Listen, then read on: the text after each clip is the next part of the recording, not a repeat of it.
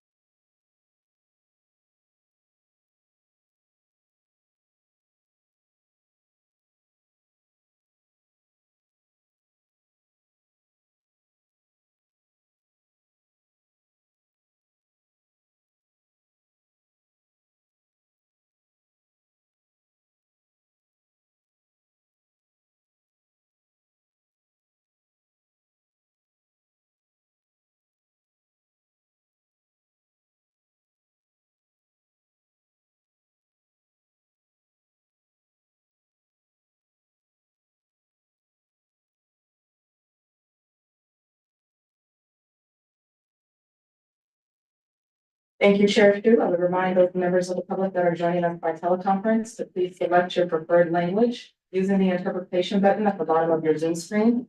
Before I call the roll, I would like to note for the record that members Bush, Gomez, Lawson Reamer, Sanchez, and Vargas have notified us that they will be absent from today's proceedings. All remaining board members are participating in person. With that, Member Beck Garcia. Here. Member Elo Rivera. Present. Member Gloria. Here. Member Martinez. Present. Member Manita. Here. Chair Shu. Here. Thank you. We'll go to non-agenda stuff for the comment. So I'm working based on the testimony as well. Those who speak. Thank you, Chair Shu. I would ask any members of the public that are here in the room that wish to address the board under non-agenda public communication. So please go ahead and approach the podium at this time. Those that are joining us via teleconference, I ask that you dial into the conference line now using the instructions provided on the screen. You may also indicate that you wish to speak on this item by using the raise hand feature at the bottom of the Zoom screen or by pressing *9 now. We have two speakers that are here in person, Cesar Javier and Purita Javier. Mr. Javier, I'd ask that you approach the podium at this time. You will have 3 minutes to address the board. Yeah. Ladies first, please. Okay, Mrs. Javier, Ms. Purita Javier will be speaking first. You'll have 3 minutes to address the board. Please begin by stating your name for the record, and you will also be able to utilize the timer that will be on the screen. Good afternoon.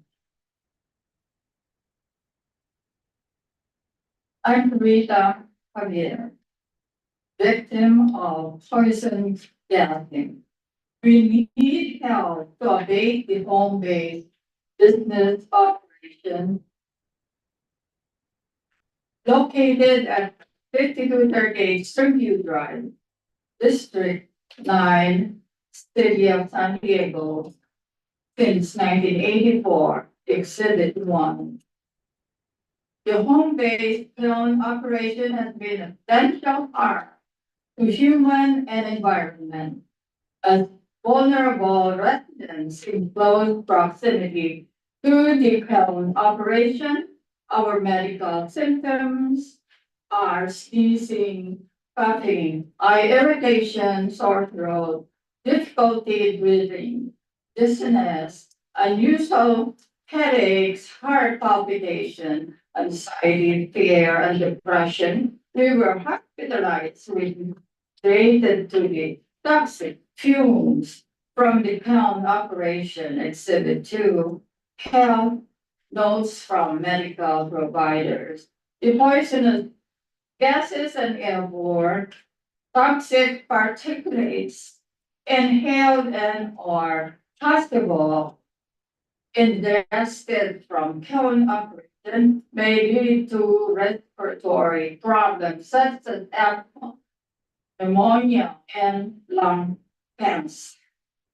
On June 13, 2021, when the homeowner of kiln operation converted the furnace kiln from wood fuel to gas, the fumes we were inhaling were worse and more potent. We sought help from the police, and their advice was to build a wall and close our window.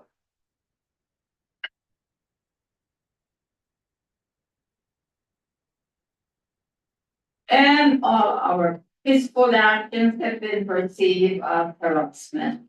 In addition, our city code enforcement case SCE 1531-7 in June 2021 had been closed by the city Code Enforcement Division for Rule 11, exemption from Rule 10. Permit requires a requirement, and that they have nothing to do with business permits.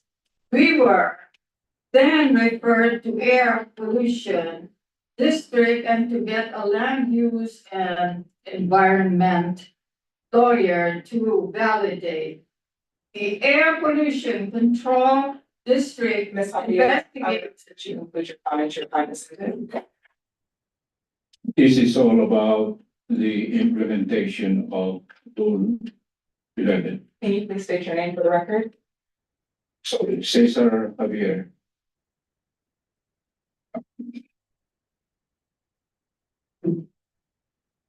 Air Pollution Control District Rule 11. In reference to Rule 10, which says that ceramic kiln is exempt. We ask ourselves, what's the difference between permitting a ceramics cast with kiln undergo rigorous regulatory standard? Why not also regulate and see to it that it goes through the safety standard? That particular code 11 is arbitrary, subjective, and could be interpreted countywide, citywide, and it's happening. District 9 personnel said, "Oh, Mr. Javier, we need more complaints." Why are you the one only complaining? We are humans. We need clean air, or else we get sick. And it's been diagnosed by our physicians, AP and SHA. We asked ourselves now, Rule 11, whatever level, at the Air Pollution Control District, at the county, and the city, must be streamlined because these are a state violation of land use and planning. Because any program, any project, any business must be in accord with health. Very basic. Must be in accord with safety. Must be in accord with public welfare. California Environment 2 says its reasons. Why only me complaining? Because I am exposed to this threat. I cough, I sneeze, I throw a phlegm in the morning. I have to self-evacuate myself to the nearest hospital. What shall I do? To whom I ask help? The police? The Honorable Mayor? The District 9 Councilor?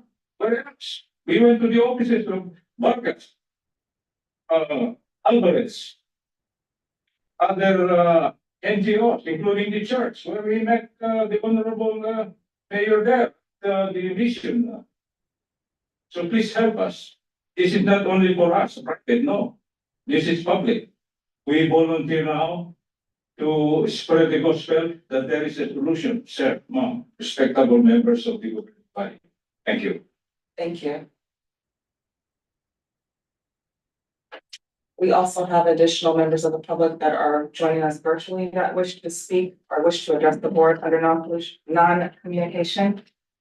public communication, excuse me. Mr. John Batar. You have 3 minutes to address the board. You may begin by stating your name for the record. Please self-regulate your time using the timer that is on the screen.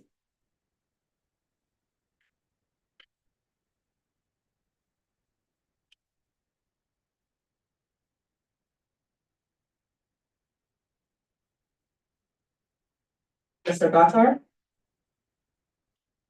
Yes, thank you. My name is John Budorf with CleanEarthForKids.org, and according to the San Diego APCD Annual Air Quality Report and your Regional Air Quality Strategy, residential fuel combustion, which is wood burning, is tied with construction and demolition as main sources of particulate matter in San Diego County. Wood burning, according to your documents, dumps almost 3.5 tons of particulate matter into our San Diego air every day. It also dumps into our air a little less than 0.5 ton of volatile organic compounds every day as well. It is incredibly important to reduce our particulate matter levels, and that means stopping wood smoke. Regulating wood burning must be a top priority for APCD. Wood smoke contains not just particulate matter, but nitrogen oxide, carbon monoxide, and all kinds of cancer-causing pollutants. Other air districts have regulated wood burning for decades. There is no reason why this can't be done here in San Diego.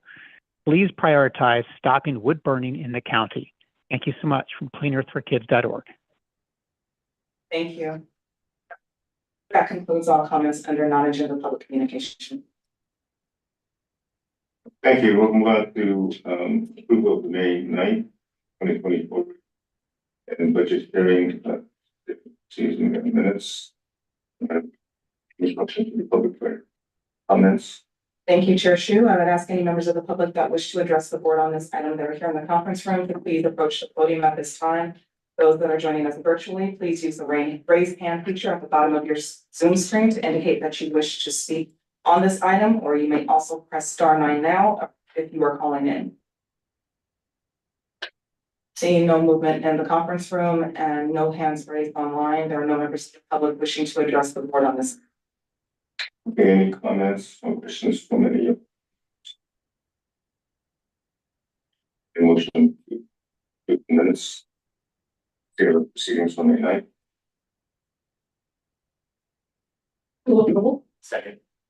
Moved by Martinez, second by Gloria. Please vote.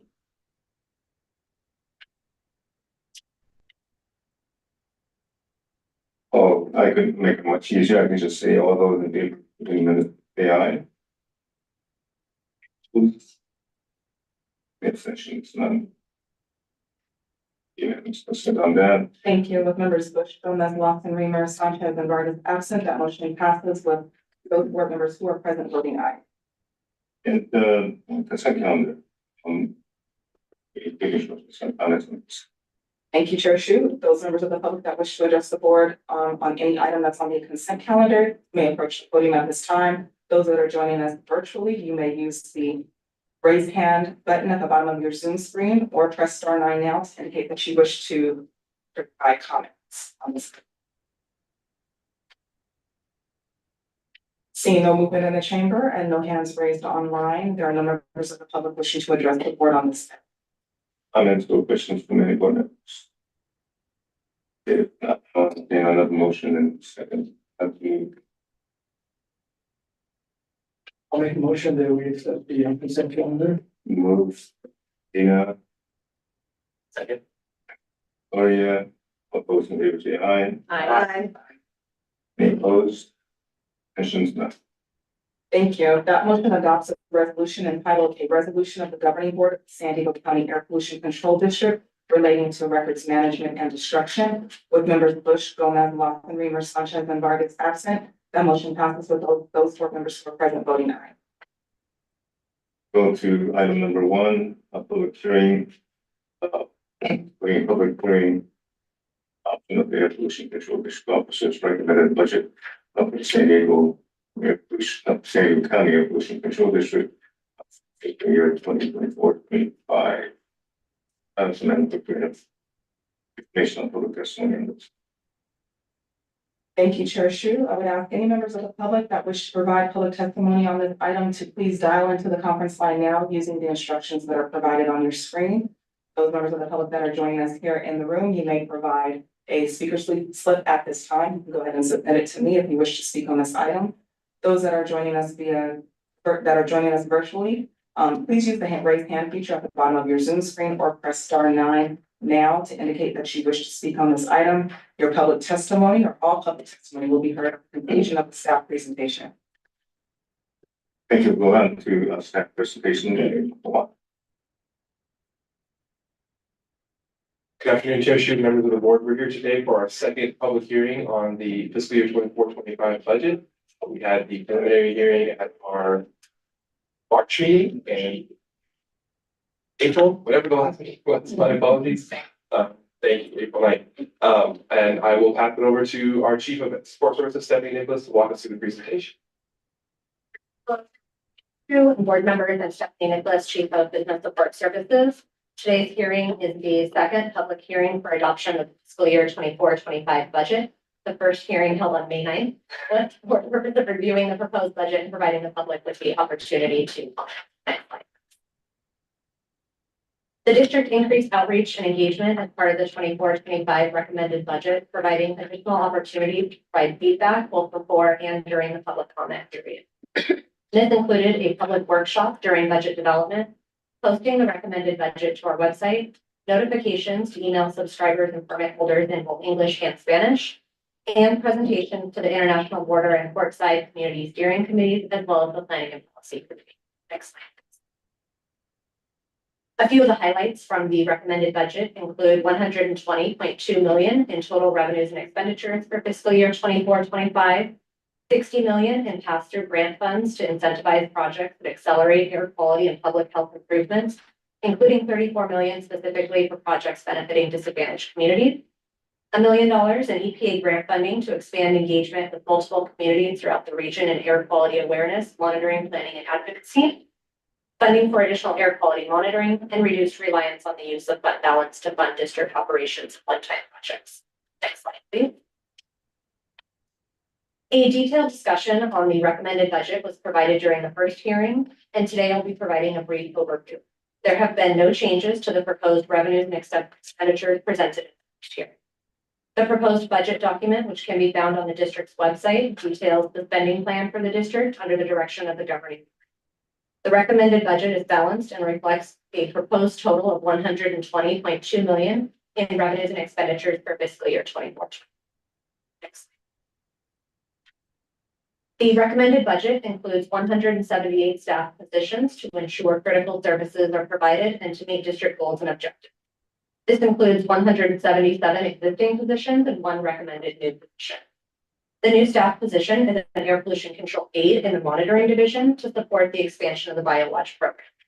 This position will be 100% funded by the Federal Department of Homeland Security BioWatch grant. For transparency purposes, we are also recommending the creation of a new budgetary unit named the Office of Environmental Justice, or OEJ. This budgetary unit will be made up of existing staff moving from administration and monitoring into the new standalone budgetary unit. This is reflective of ongoing work already being done by the district and is separated to provide more transparency into AB 617 funding. Next slide, please.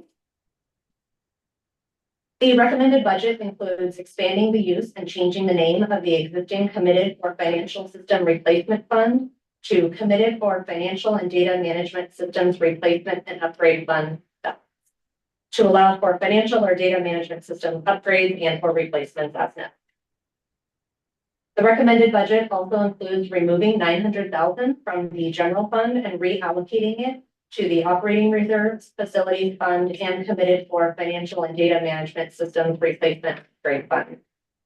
No general fund dollars are being recommended to balance the budget. The requested actions for today are to authorize the expansion of eligible uses of the Financial System Replacement Fund to include data management and system replacements and or upgrades, and rename the fund to Committed for Financial and Data Management Systems Replacement and Upgrade Fund, to adopt a resolution approving the Air Pollution Control Officer's recommended budget for fiscal year 24-25, and to find that the requested action is exempt from the requirements of the California Environmental Quality Act. Next slide, please. That concludes the presentation, and we are available for questions. Thank you. And do we have any public testimony on this? Thank you, Chair Shu. We have received 1 request to speak, Mr. Cesar Javier. You can approach the podium at this time. You will have 3 minutes to address the board. Please begin by stating your name for the record. Thank you.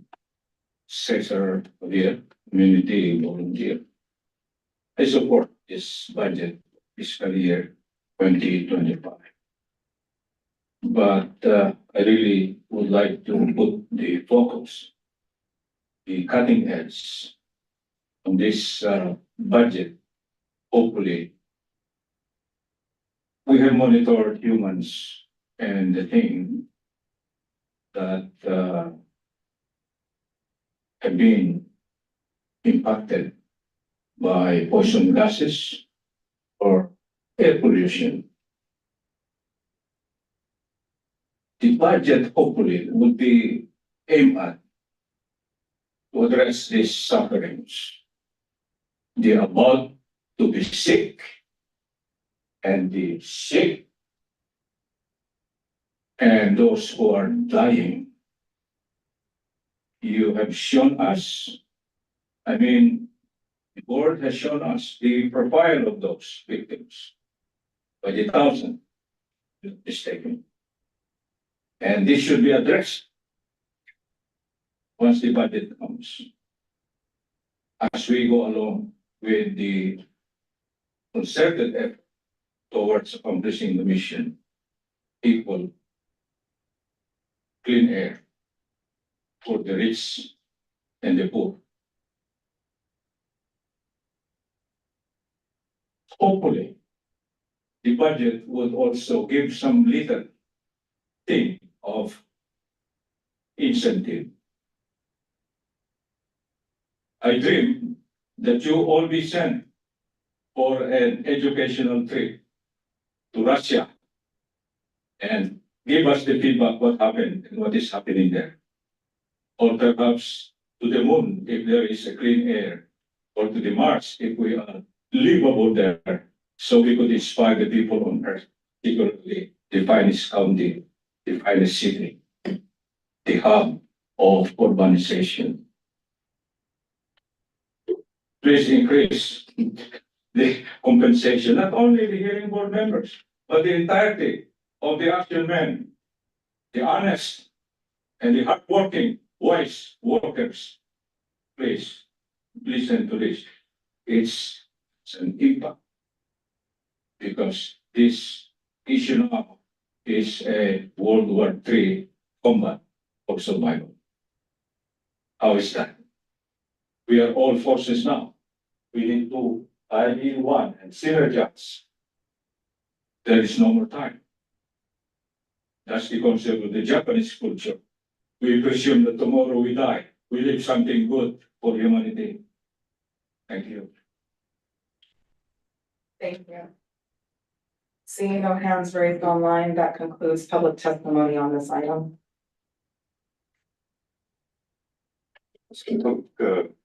Hearing is coming. Any comments or questions from any board members? If not, we entertain a motion, all three items, I think, one motion for shipping funds, part of the budget, resolution, and the sequel. Three parts to this item, Yes, all, the staff recommendation can be all in one. one motion. So do I have a motion? I'll make a motion to approve. Stina, I'll second the motion. and second by Dina.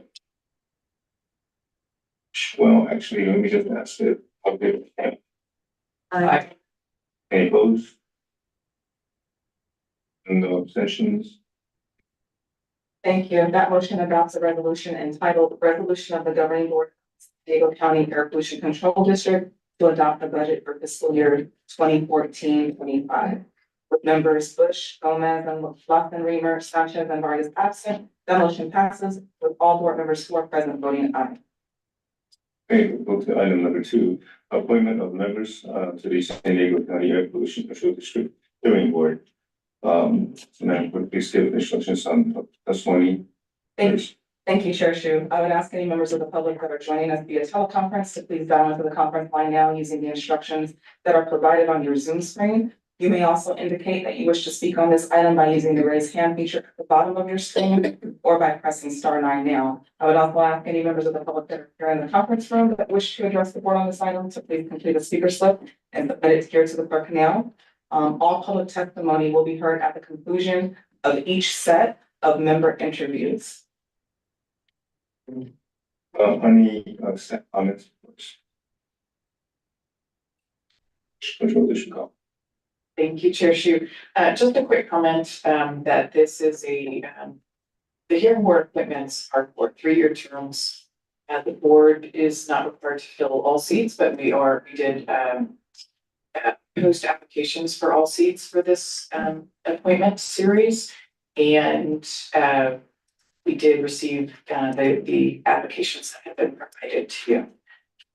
So if there are not candidates for all seats, or the board does not appoint into all seats, we would certainly bring the item back at a future time with additional applicants. Thank you.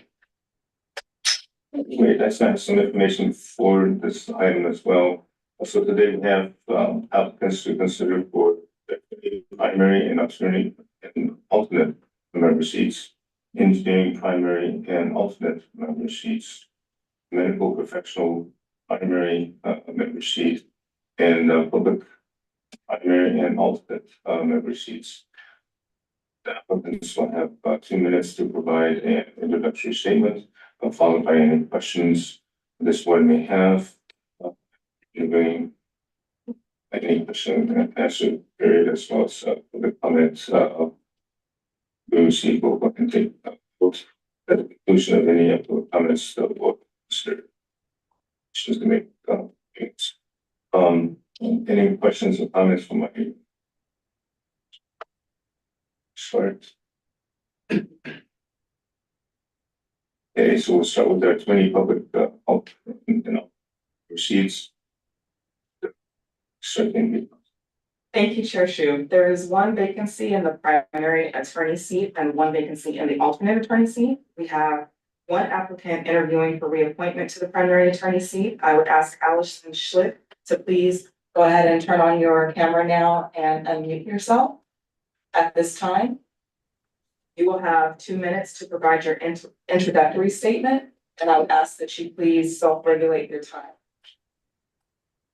Good afternoon, members of the Governing Board of the Air Pollution Control District for San Diego County. My name is Allison Schlick.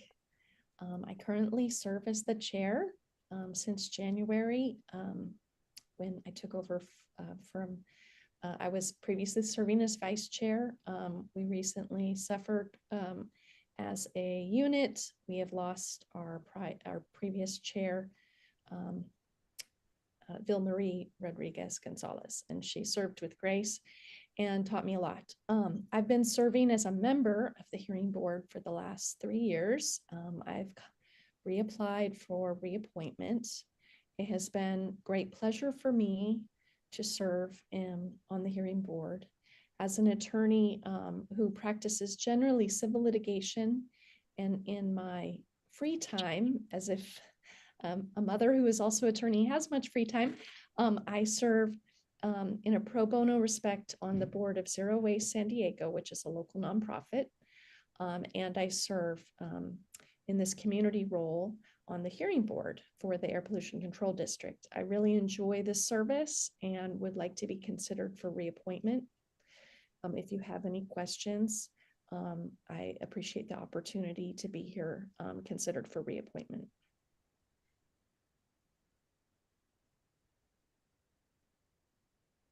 Thank you. It would be appropriate at this time if the board has any questions for Member Schlick, then you can ask them at this time. That's the questions of the board members. The second candidate. Thank you. We'll move on to the attorney alternate member interview.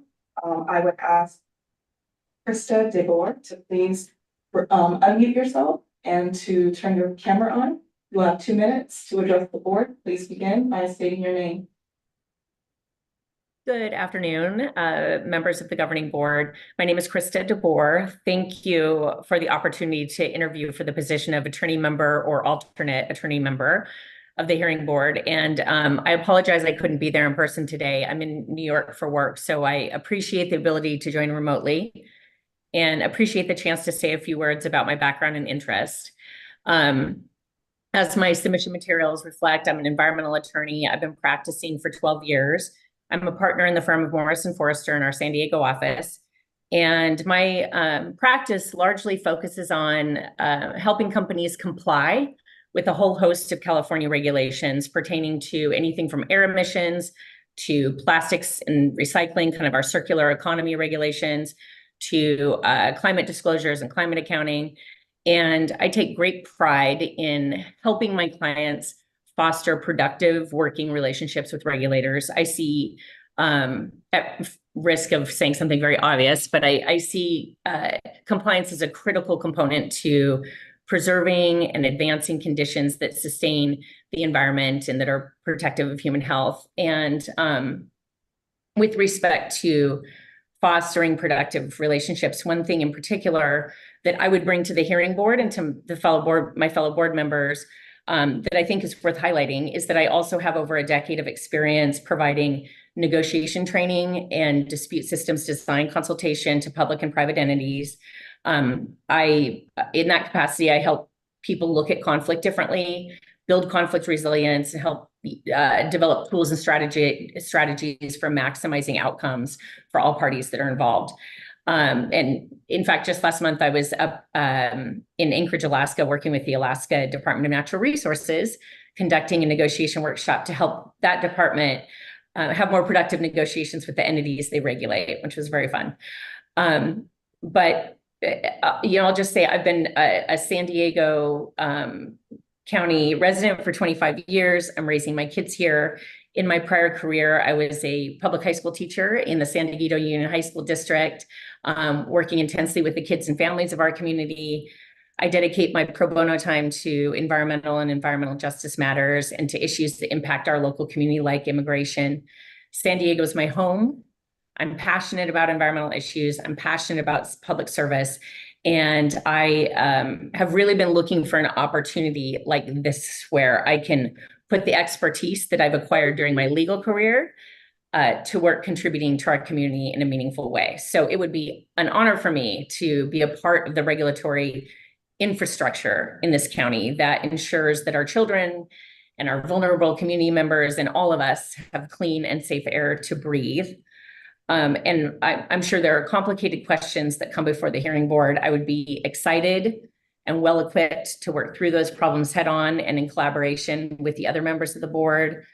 I reviewed the materials submitted by the other applicants, and the candidates bring a broad set of perspectives and expertise. So it would also be a very enriching experience for me personally to serve on the hearing board with this incredible group of people who are applicants here today. They're knowledgeable, they're experienced, they're dedicated. So just the perspective of that, the prospect of that is very exciting to me. So with that, I'll say thank you very much again for the opportunity, and I welcome any questions that you might have.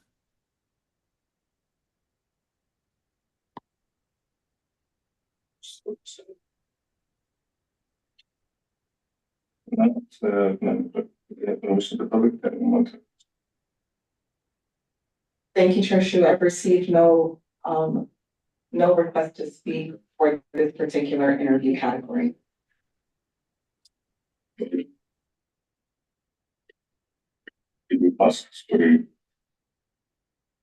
Any primary and alternate piece for this board, any board discussions of the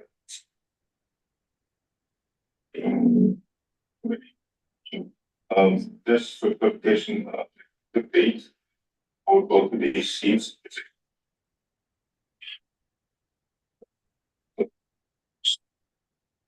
Okay, so I'm ready to motion for primary seat. Check this bill. Yes, thank you. Just clarification, so there's 2 seats and 1 applicant for each seat, right? Okay, just want to make sure, because in the interview, Krista mentioned attorney or alternate. But I think that's good, we have 2 positions and 2 candidates. Correct. And she did, an application for alternate. Okay, great, thank you. Yeah, and I think we've actually asked sometimes, in which case we may ask during the meeting itself, see if we're willing to take a different seat. Okay. And Is what you're looking for, a motion to approve Allison Blake and Krista DeBoer as okay, as appointees to the hearing board? yes, So And just to clarify, that will be an appointment, a reappointment for Allison Schlick to the primary seat and an appointment for the board to the alternate attorney seat. yes. Okay. and that's yes, so motion by Senator Rivera and second by Martinez. We'll make it quick again. All in favor, say aye. Aye. Any opposed? Abstentions, none. Thank you. With members Bush, Gomez, Lawson, Reamer, Sanchez, and Vargas, that motion passes with all board members who are present voting aye with an effective date of June 13th, 2024. Okay, so before we go on to these other professional classes, I want to ask legal counsel. Both the interview in the engineering position and for the medical, could you clarify? I didn't do this for the attorney. Also, there's no who attorney is, and there's no maybe qualification for kind of attorney. For engineering and medical field, can you give us some clarification on that? Let's just do Health and Safety Code Section 408. Turn your mic. Yeah, Health and Safety Code Section 40801 establishes some of the criteria for the designations. Pulling it up right now. So for the medical professional, it provides that there should be 1 member from the medical profession whose specialized skill, training, or interests are in the field of environmental medicine, community medicine, or occupational or toxicological medicine. So, without being a doctor myself, I think that what we need to probably do is have the board understand better what this person's experience has been or training has been to see if the board believes that they fit any of those categories. It looks like it's seeking experience that has to do with physical impacts, but it's possible that the applicant also has a broader range of experience than we know. So can you read that back to me? You said what? Yeah, I'll repeat it. There was a lot of work, there were all efforts. Specialized skills, training, or interest in the fields of environmental medicine, community medicine, or occupational/toxicologic. That's very, very broad. So environmental and community can be, Yes. that there is no like specific like community residency. Yes, but a In medicine. psychiatrist is, somebody who has medical. Right. So I suppose it's simply up to this board if they want to ask more questions or figure out whether the experience or training. Because it doesn't just say education or practice, it's skills, training, or interest. It's simply if they're interested in a topic. Medical degree and interest. Experience would be helpful. Thank you. For engineering, is there anything similar to that for engineering? Read the engineering so everybody has it available. Engineering says member who is a professional engineer registered as that pursuant to the Professional Engineers Act. So we just need to figure out whether that person. Registered engineer. Thank you so much. So we'll move on. So the next category is engineer, public, and, alternate member seats. And please give information on how. I'm sorry, we can move on to interviews. Thank you, Chair Shu. We have one applicant interviewing for the primary seat and one applicant interviewing for the alternate member seat. I would ask Stephen Engelman to please go ahead and take yourself off of mute at this time. You'll have 2 minutes to provide your statement. Please self-regulate your time. Hello, members of the hearing board. My name is Stephen Engelman. I am a registered professional engineer, currently serving as an alternate in the alternate seat for on the hearing board, alternate professional engineer. I'm a retired environmental consultant. I have previously represented clients in front of various hearing boards, including San Diego APCD and South Coast AQMD. I no longer have any clients. And I started my current term about 1.5 years ago, I believe, as the alternate. I would like to be considered to be the primary professional engineer for this upcoming term. I welcome any questions. Thank you. Any questions? Mr. Engelman? And then we go on to alternate interview. Thank you. I would like to note, just for the record, that Mr. Engelman is currently an alternate, or sitting in the engineer alternate seat. Our candidate for the primary seat, or I should say our candidate for the current alternate seat would be Mr. William Powers, who is currently the primary member. In essence, they would be switching.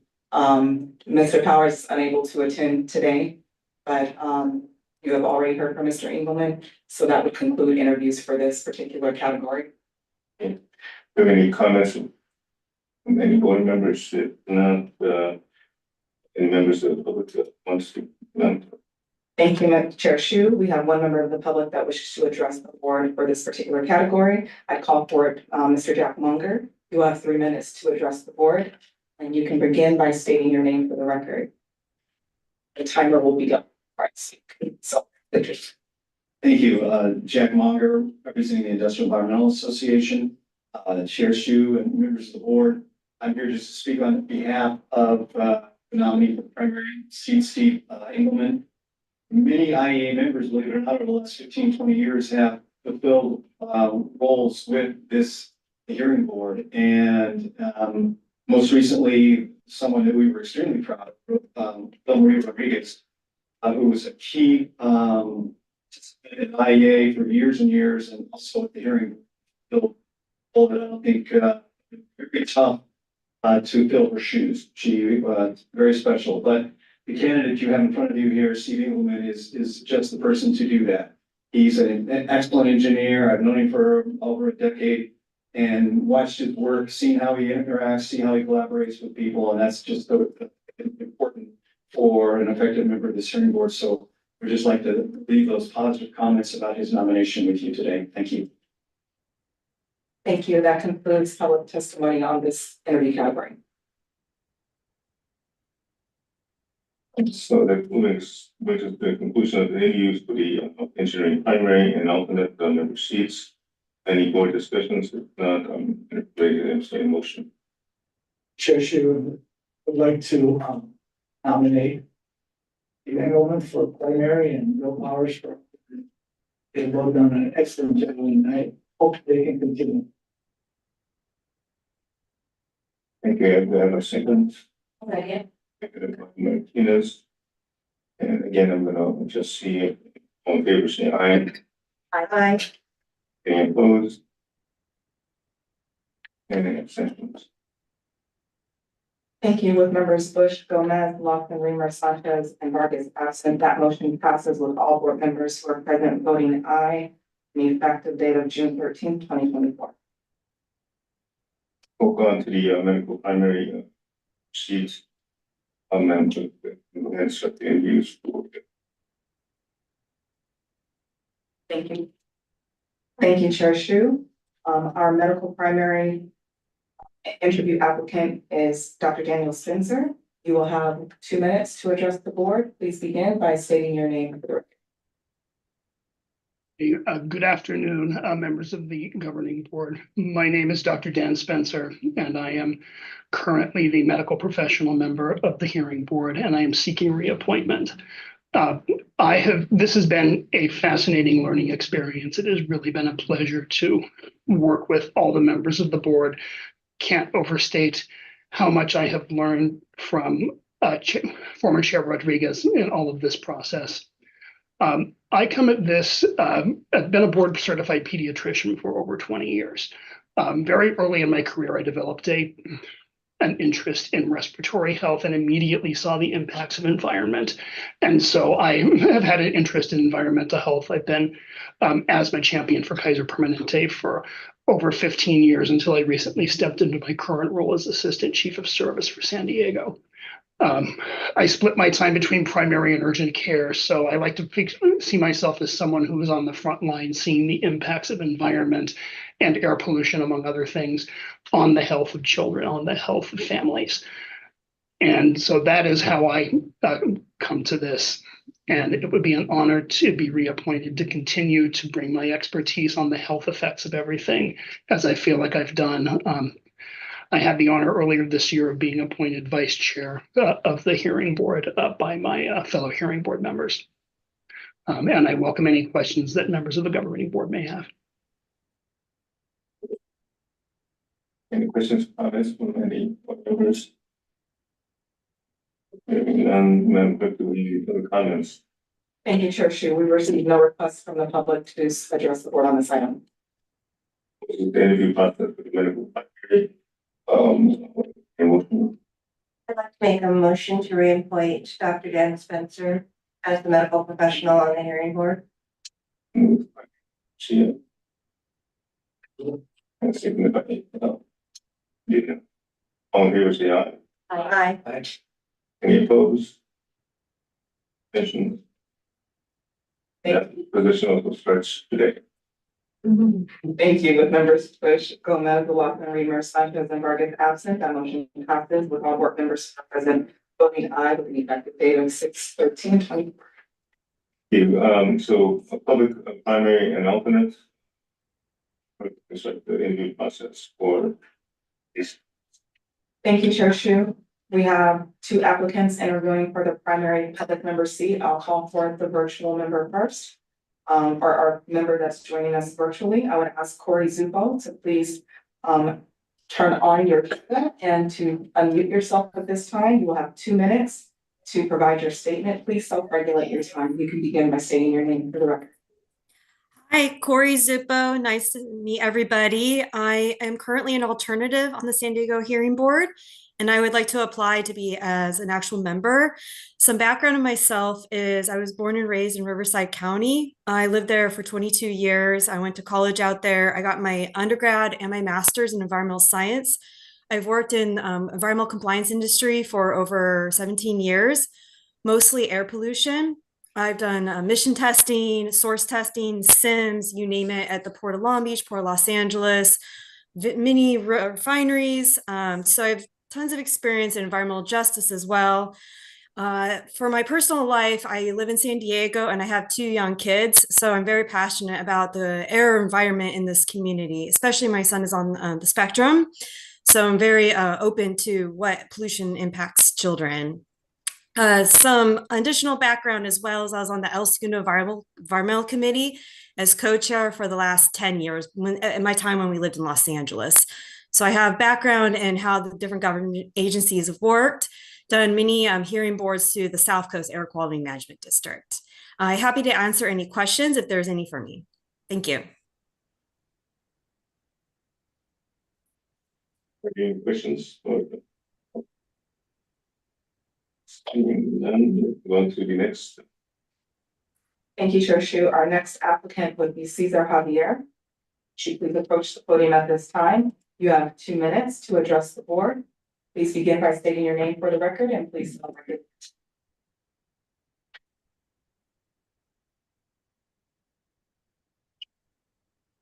Cesar Bueno Javier. The word bueno looks like a campaign word. Born in the Philippines. And I served the government for 30 years before coming over here. I had my baccalaureate in civil engineering, 5 years. And I utilized it, experienced it to exercise for 30 years.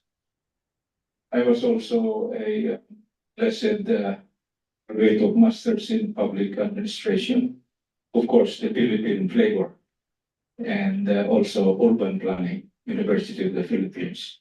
I came here and lived in San Diego County, starting at Bonita, or incorporated City of Bonita, and then La Mesa, and then finally District 9, my dice. With all those academic foundation, it is not enough, really. And given the chance, I will show you that 10 fingers will work. How many has 9 fingers here? I think everybody has 10 fingers, right?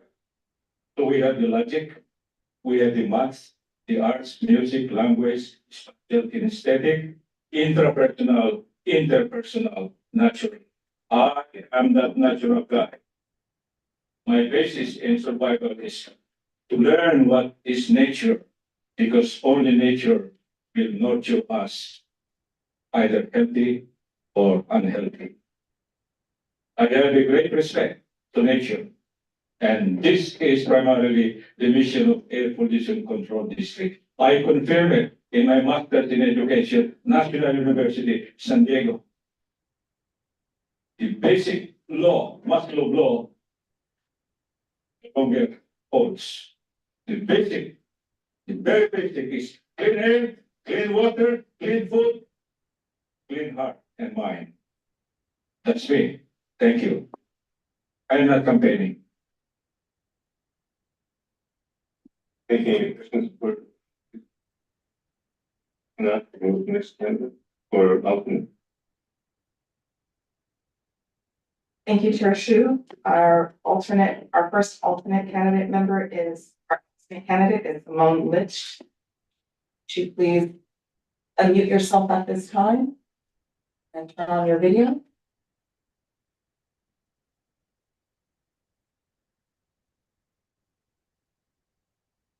Okay, we'll move on to the next candidate. Our next candidate would be Todd Roberts. I ask that you please turn on your video and unmute yourself at this time. You will have 2 minutes to address the board. Good morning, Chair, or afternoon, Chair and Board. Unfortunately, I'm unable to do video because I'm working out in the field remotely, and I'm afraid that'll impact my bandwidth. My name is Todd Roberts. I'm born and raised here in San Diego, California, and am a avid fan of air quality and health for our community. I'm in the shipyard business, which may sound unique to some of you, but our company has been a forefront leader in the repower of Tier 4 vessels and Tier 3 plus vessels, as well as electrifying our entire fleet. And I'm a firm believer that industry can participate in this process and lead the way and show that the community and industry can work together in bringing environmental justice as well as efficient, low-cost emissions reduction technology to both the commercial industry and the public simultaneously. And that's my angle and interest in participating in this committee, and I'd appreciate your consideration. Thank you.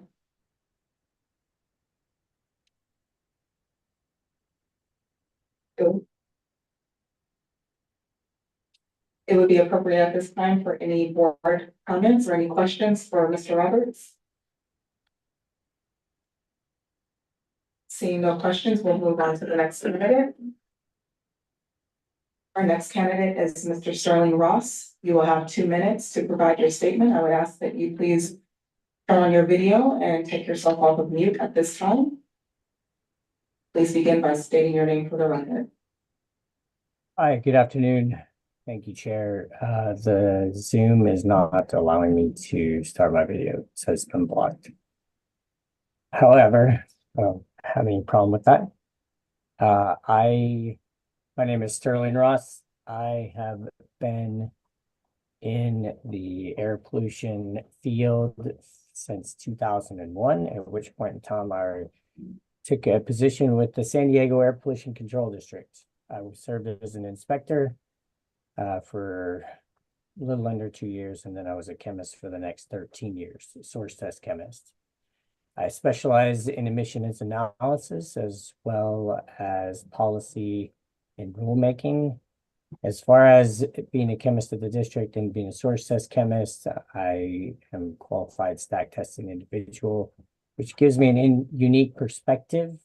I left the district in 2016 to join private industry to offer my services to those that have to navigate the complexities of the APCD. I still maintain close ties with all of my former friends and colleagues there, and I feel that that gives me an advantage in how I go about my day-to-day. I currently work for SDG&E as a senior environmental specialist. I'm a subject matter expert for air regulation.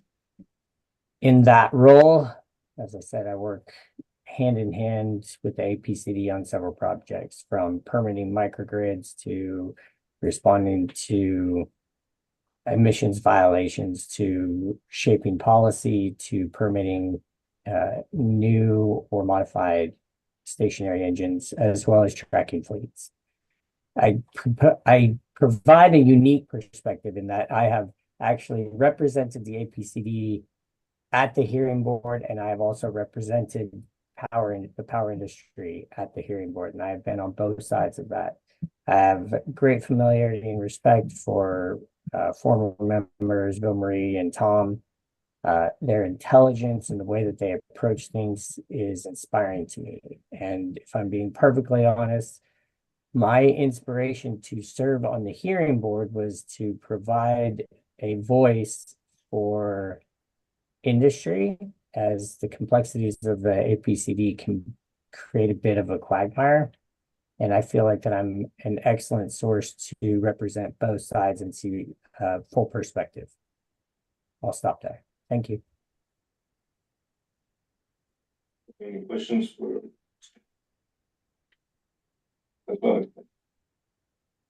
Ms. Ross, would you, if I see that you're applying for the alternate public member seat, if there was an opportunity to be,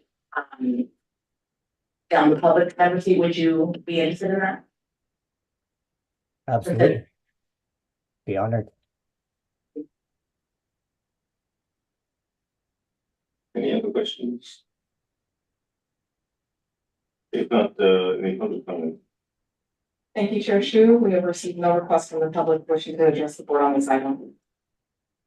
Any discussion? Motion? If not, I'm ready to take a motion on the one at a time or both the primary or alternate. I would like to forward a motion to have Zuko become the primary member and Mr. Tucker become the alternate one position.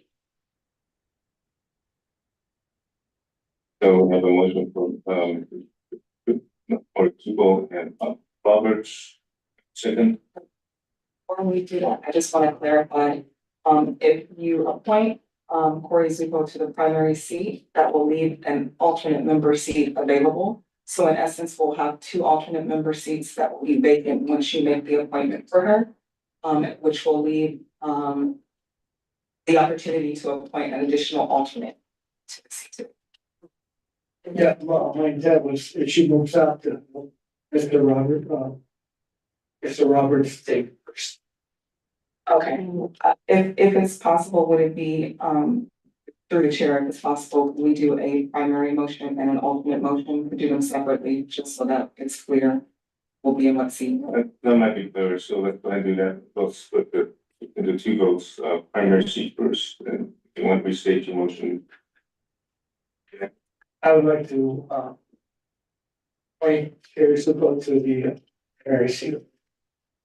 Second, I'll second.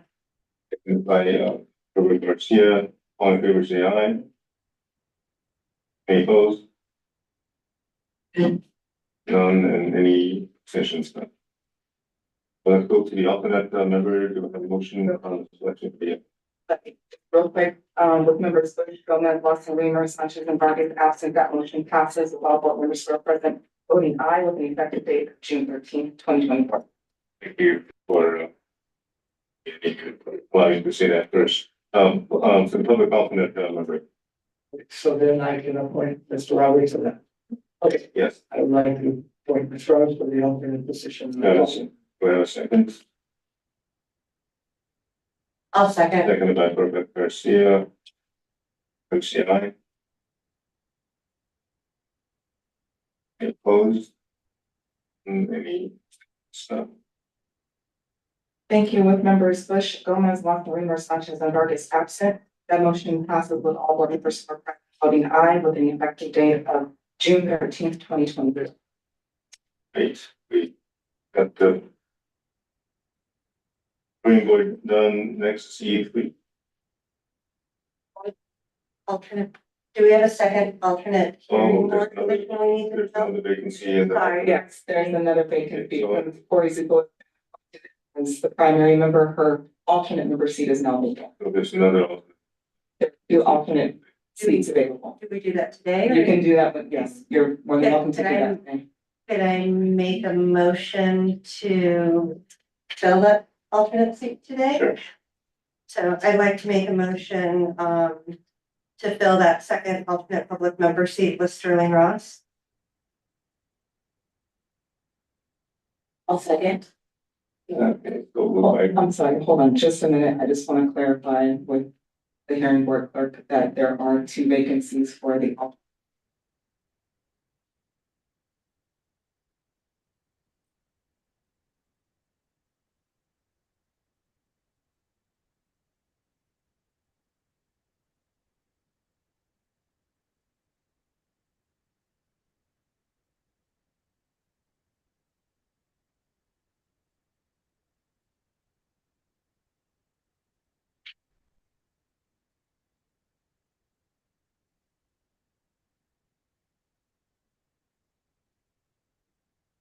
Appointing one alternate. So there's one alternate seat. And so we just Okay, then never mind about my motion. No, we just filled one. There were two. Sorry, there were two. We filled one. We have one left. And Motion still. motion stands. Sure. Yes. So, motion by Dr. Garcia and second by, Martinez, all in favor, say aye. Aye. Opposed? Opposed and extensions? Thank you. With members Bush, Gomez, Lockery, Sanchez, and Vargas absent, that motion passes with all board members present voting aye with an effective date of June 13th, 2024. Through the chair, can I have one question just for clarity, from my own understanding? Are there two public member positions and then two alternate today? In my tracking, I didn't see a second primary be appointed today. They appointed one primary member, two alternate members. Okay, if that's all we need to do, that. Okay, we'll move on to E3, appointment of the standing committee on planning and policy. Committee. Thank you, Chair Shu. Those members of the public that are joining us via teleconference, I would ask that you please silence the conference line now using the instructions provided on the screen. If you wish to indicate that you would like to speak on this item, please use the hand feature at the bottom of your Zoom screen or press *9 now to indicate that you wish to speak. Those members of the public that are joining us here in the conference room, you can complete the speaker slip here at the front of the room and submit it to the clerk at this time. All public testimony will be heard at the conclusion of any staff comments. And we have a staff comments by this speaker statement. Apologies. No comments on this. Just, nomination. The seat became vacant because their she's actually a vice chair of the board as well, but she served on this committee and she has to depart the business schedule. So we have a vacancy on the planning and policy committee. With that, do we have any public comments? Thank you, Chair Pugh. I've received no public comments here in the room and seeing no hands raised online, there are no members of the public wishing to address the board on this item. We will have a motion to fill this seat in policy committee.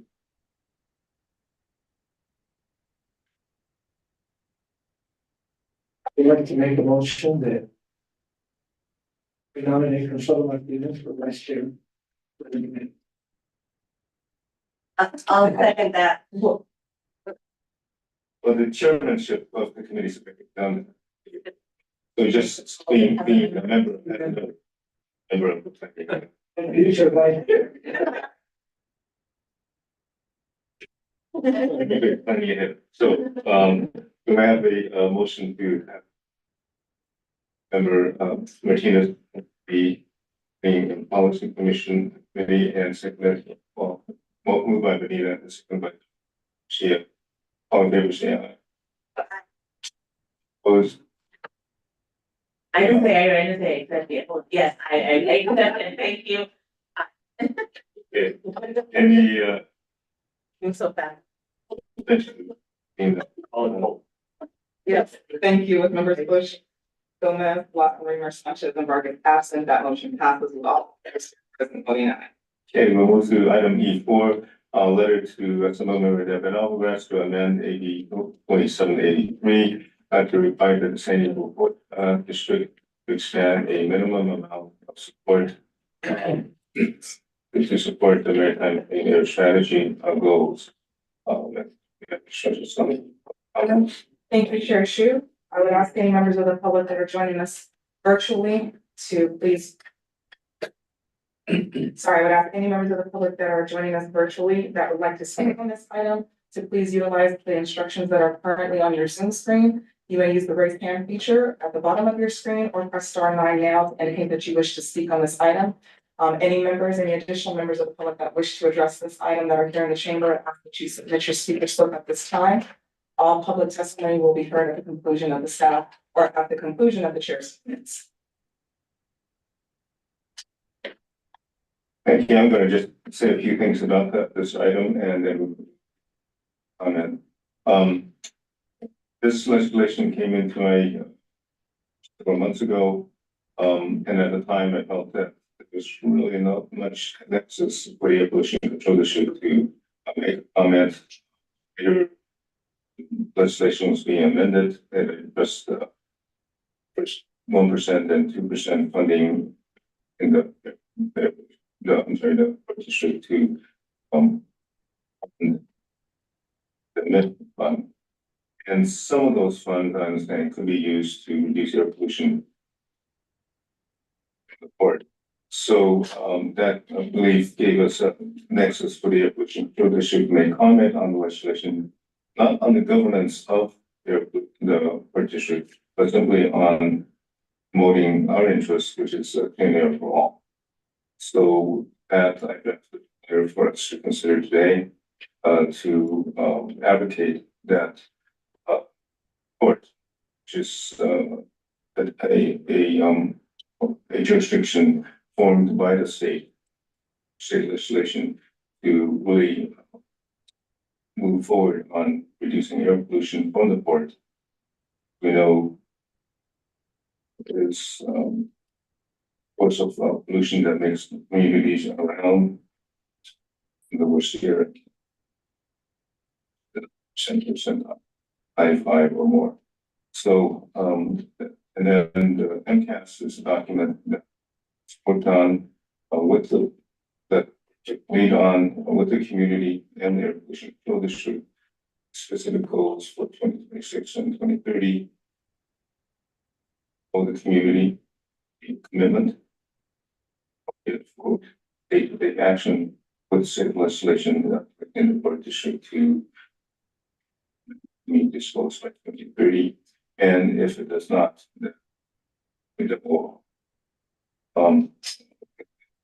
we can take any public comment on it. And Thank you, Chair Shu. We have 10 requests to speak on this item. There are 8 in favor and 2 in opposition. We have 3 members that are joining us here in the room. The other 7 will be online. I will call for the public members first. Then we'll move on to the virtual members. I'd like to call for Kyle Pescala. You'll have 3 minutes to address the board. Please begin by stating your name for the record and you can self-regulate your. Great, thank you. Good afternoon, governing board members. My name is Kyle Pescala, Policy Co-Director at Environmental Pollution. When AB 2783 was introduced, EHC met with Assemblymember Alvarez and shared our perspectives on many of the components of the bill. And in February, because the bill text did not address air quality, there were multiple points additionally that felt like they needed further work and discussion. So since then, we have been neutral on the bill. So now on to what's being discussed today. We still feel that our largest collective obstacle at ports across California is the transition to 100% zero emission trucks. This is a monumental change from combustion engines to battery electric, and the climate crisis demands this change. Additionally, environmental justice communities who have been breathing diesel pollution for decades and generations also demand this change. We will continue to raise the need for more coordinated and collaborative efforts to meet this challenge and achieve the goals in the necessary and highly ambitious MCAS. State bill EHC would support, which is not currently in text, would be offering funding and resources to support statewide, not just San Diego, to make the transition to electric trucks. So for the letter today, we're supporting being put forward. And since the MCAS was adopted, about $120 million has been allocated by the port over the last several years for electrification. From my perspective, the port is already allocating more than 5% of its annual revenues for its annual operating budget to electrification and implementing the MCAS. So codifying this would actually be assuring that what is already in practice is a commitment moving forward into the future. One key point I want to make sure that the board is aware of is there's the Maritime Industrial Impact Fund and then there's MCAS implementation. We believe strongly that both are needed. So a point of clarification in the letter could be to say that the impact fund that benefits community projects off timelines is critical, as well as implementing the MCAS. And I think the way that it's worded, it's rather than, we'd like to see both, not one or the other. So in conclusion, I'd like to reiterate that EHC supports the concepts in this letter. And one of the things that we'd like to not see happen is that if it does get amended, that this would hinder future electrification efforts. So thank you for your time, and hopefully we can help everyone breathe a little easier. Thank you. Our next speaker is Daniel Gonzalez. Podium at this time, you will have 3 minutes to address the board. Please begin by stating your name for the record and please help. See the timer on the screen. Thank you. My name is Daniel Gonzalez. I am Chair Shu, APCD support staff. My name is Daniel Gonzalez. I'm a city council representative. I'm here on behalf of Marcus Bush. And he couldn't be here today because he is family in Korean. So I'm just here on his behalf. Just speech sorry for being unprofessional. I wasn't able to review it. So he requested that the board support the AB 2783 and the Chair Shu that proposes dedicating 5% of annual maritime revenues for projects that use maritime air strategy. These may be goals and 10% thereafter. AB 2783 is proposed amendment for the APCD's strategic plans to reduce unhealthy pollution levels and work collaboratively with communities that have been historically overburdened by pollution. In the city, of course, that community suffered for decades for some of the highest rates of asthma and cancer in the county. These are people's lives who were lost as a result of air pollution caused in large part by duration and emissions, and we need to act physically to protect our health and save lives. The board has made some improvements in investing in great technology and infrastructure. Much more is needed, and the board measures like AB 2783. Industrial operators handle. So we get 80 things in that whole industrial operators accountable and who are property involved. Once again, I ask the board to please support AB 2783 and Chair Shu in the letter. Thank you for letting me speak. Thank you. Our next speaker is Jack Longer. You will have 3 minutes to address the board. You can begin by saying your name for the record and please self-regulate your time using the time on the screen. Certainly, thank you. Good afternoon again. Shu and members of the board. I'm Jack Longer, representing the Industrial Environmental Association. IEA is a 45-member committee representing manufacturing companies in the San Diego region that include about 55,000 base among their membership. So I want to say that Chair Shu, I believe that you probably have more commitment, at least as much commitment as anybody else in this room, to providing clean air and doing everything you can as air in San Diego. But with all due respect, I must offer a suggestion with regard to your letter, because I think it's counterproductive and sends the wrong message to many of the organizations and agencies that have APCD and us specifically on the Community Steering Committee to develop the CERT. One of the things that we all acknowledged early on is that the operation of the related agencies, the CERT goals, the emission reduction program goals established by the site community, and others would not be accomplished. And there were so many different parts that had to be involved and had to be part of it. I think this letter sends a message, this sends the wrong message, specifically to the San Diego Unified Port District, which developed their maritime clean air strategy, participated in community meetings for hours and hours and hours over the course of 3 years, and yet came up with a fantastic program that has been applauded by many people. And just now, here we are and just getting it started, and we've got what appears to be almost a punitive request or letter with regard to their activities.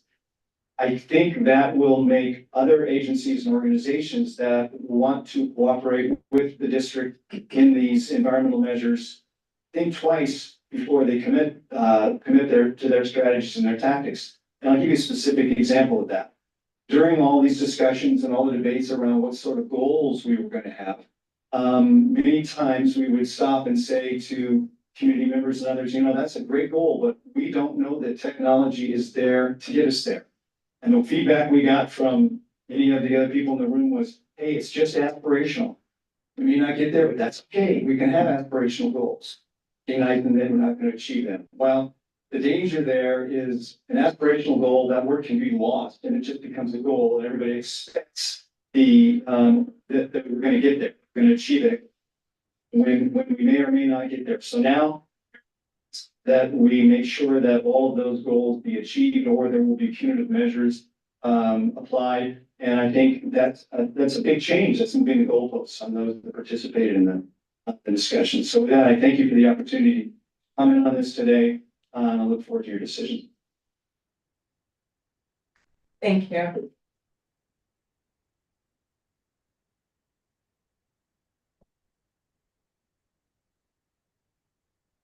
Our next speaker is Jacqueline Zanona. Jacqueline Zanona. You will have 3 minutes to address the board. Please begin by stating your name for the record. Hello, my name is Jacqueline Zanona. Good afternoon. I'm a proud member of Mundo Gardens, a grassroots organization deeply rooted in the Portside community of National City. We are dedicated to advocating for environmental justice and the well-being of our community. Mundo Gardens supports the request made by Mr. Xu to send a letter of support of AB 2783 on behalf of APCD. The residents of National City, like many other portside communities, are disproportionately affected by pollution and environmental hazards stemming from maritime activities. The people of communities like National City are often collateral damage sacrificed for economic industry and growth. Now that we are in crucial times of climate destruction, action is now more important than ever. Supporting AB 2783 aligns with the principles of environmental justice, providing much needed resources to mitigate these impacts and improve the health and equity of life for our community. Recent events showcase the need for National City and other portside communities to be fairly advocated for, and equitable actions must be taken. Assembly Bill 2783 can be a tool to improve transparency, establish clear guidelines, align operation practices with environmental community health, ensuring ethical standards and regulations will prevent conflicts of interest. Thank you for your support in this action. This will signal a strong commitment to environmental justice and the health and well-being of communities that you represent, ensuring that the San Diego Unified Ports District upholds its responsibilities and duties to portside communities and its peoples and takes meaningful steps towards a cleaner and healthier future. Thank you for your time and consideration this afternoon. Thank you. Our next speaker is Janice Luna Reynoso. You have 3 minutes to address the board. Please begin by stating your name for the record. Good afternoon, buenas tardes, Hauka. My name is Janice Luna Reynoso. I am also a member of the AB 617 Portside Steering Committee and resident of National City. Good afternoon, board members and Chair Xu. Today, I'm here as the executive director and co-founder of Mundo Gardens, a grassroots organization deeply rooted in National City. We're dedicated to advocating for environmental justice and the well-being of our community and working towards equitable solutions. We support the request made by Chair Xu to send a letter of support of AB 2783 on behalf of APCD. While we see the strides that are made through our partnership with the Port of San Diego, as residents or as community members, we don't think accountability is punitive. I think it's something that is required. Those that are not seeking accountability are those that need it the most. The residents of National City, like many other portside communities, are disproportionately affected by pollution and environmental hazards stemming from maritime activities and pollution. The people of communities like National City are often collateral damage, sacrificed for economic and business growth, or having to choose one bad over the good. in order to make those deals happen. And we're in different times now where we need everyone's support to continuously strive for the unpopular vote if it's the right thing to do. Now that we are in crucial environmental times and it impacts on our disinvested communities, action is more important than ever and changing the narrative. Supporting AB 2783 aligns with the principles of EJ goals, providing much needed resources to mitigate these impacts and improve the health and quality of our community. We hope to continue to make strides, that the port continues to build on its partnerships and build trust, but also be transparent and not just depending on good relationships, but also accountability measures. Recent events definitely showcase the need for National City and other portside communities and its advocates to be fairly advocated for as they advocate for us, and equitable action must be taken. Assembly Bill 2783 can be a tool to ensure that ethical standards and regulation will prevent conflicts of interest no matter who's at the table, improve transparency, establish clear guidelines, and align operation practices with environmental and community health. The support for this action will signal a strong commitment to environmental justice and the health of the well-being of the communities you represent. Ensure that San Diego Unified Port upholds its responsibilities and duties to portside communities and its peoples and takes meaningful steps towards a cleaner, healthier future. I ask for your support as a community member, a mother, a grandmother, and like you, a future ancestor. May we all protect this land, water, and air in a good way for future generations and heal the harm. Continue to do so. Thank you. Thank you. Our next speaker is Sandy Naranjo. You have 3 minutes to address the board. Please begin by stating your name for the record and self-regulate your time. Hello, can you hear me? Yes, we can. Great. Good afternoon, honorable members of the San Diego County Air Pollution Control District Governing Board. My name is Sandy Naranjo, former Port Commissioner, National City's first appointed Latina, queer, environmental justice advocate. And I urge you to support Assembly Bill 2783, which seeks to enhance accountability and transparency within the Port of San Diego. Assemblymember David Alvarez has worked collaboratively with stakeholders from the outset, asking diverse stakeholders to provide them explicit language on what they wanted on the bill, which many did and some did not. That shows how he and his office has demonstrated patience and inclusivity. As the former Port Commissioner for the City of National City, I have witnessed firsthand the governance and ethical oversight gaps that undermine our community's trust and environmental efforts. With its significant operational and financial impact, the Port must adhere to stringent standards of transparency to serve as an effective steward of public resources and environmental integrity. The establishment of robust mechanisms such as an enhanced board of ethics, a comprehensive lobbyist registry, and the codification of the Maritime Industrial Impact Fund MIF are critical. These foundational elements will enable the Port to align its operations with our broader environmental justice objectives and community health priorities. Today, I urge the board to take the requested action on item 4 to authorize the governing board chair, Jack Hsu, to send the drafted letter on behalf of the San Diego County Air Pollution Control District to our state legislature. The need for AB 2783 mirrors the vital restructuring we achieved with Gloria's 2019 AB 423, which reformed this very San Diego Air Governing Board. Just as with the San Diego Air Board, the state must intervene in the port's governance. Local control has proven insufficient to address the deep-seated issues plaguing our institutions. Time is up, and without state-led reforms, we cannot hope to solve the enduring problems within the port.